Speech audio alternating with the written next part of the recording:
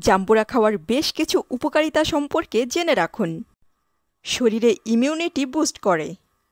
প্রচুর পরিমাণে vitamin C ও mineral পাওয়া যায়।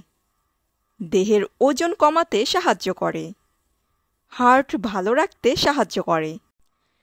স্কিনের জন্য বেশ উপকারী একটি খাবার জাম্বুরা।